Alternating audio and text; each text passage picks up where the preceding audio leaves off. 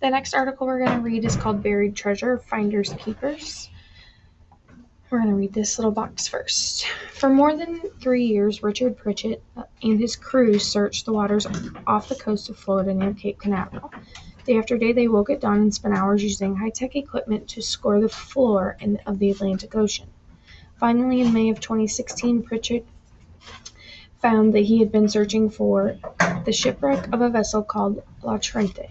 The ship had set sail from France more than 450 years earlier. It was part of a fleet sent to protect Florida, a French colony at the time, from Spanish invaders, but La Trinité sank in a storm in 1565. Pritchett's team recovered 3 bronze cannons and dozens of other artifacts from the ship's wreckage, but they didn't get to keep what they'd found. By law, the sunken ships belonged to the country that sent them, even centuries later.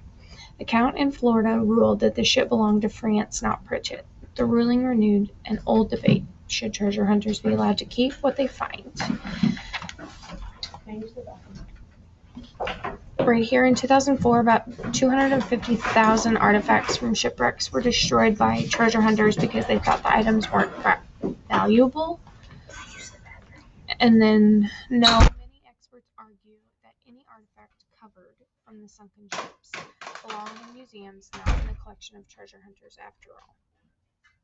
Such items hold priceless information that can help us understand the history,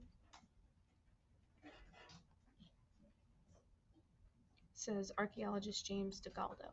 Many archaeologists, including DeGaldo, think sunken treasure should be turned over to them to be studied and eventually displayed in museums. DeGaldo points out that some treasure hunters are only after coins, jewels, and other precious objects that can make them rich. The value is not in how much money you can sell something for, it's the value of the stories it can tell.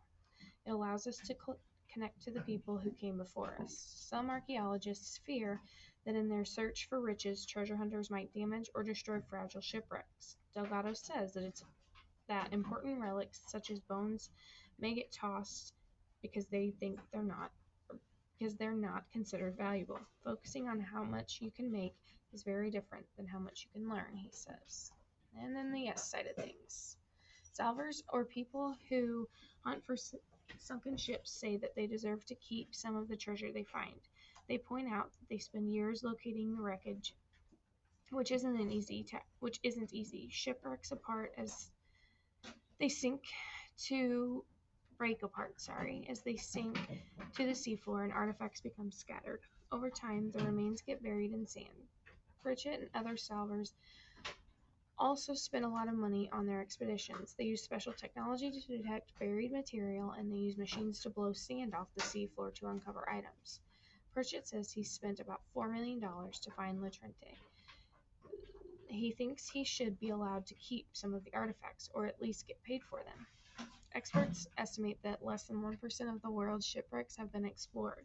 Treasure hunters argue that without them, these pieces of history might be lost forever. Jason Lundock is an archaeologist who works for a company that searches for shipwrecks. He says there are ways to compromise. For example, in some countries, treasure hunters are paid a finder's fee for their discoveries. 3 million estimated number of shipwrecks spread across the world. And you have some vocabulary words down here: relics and expeditions.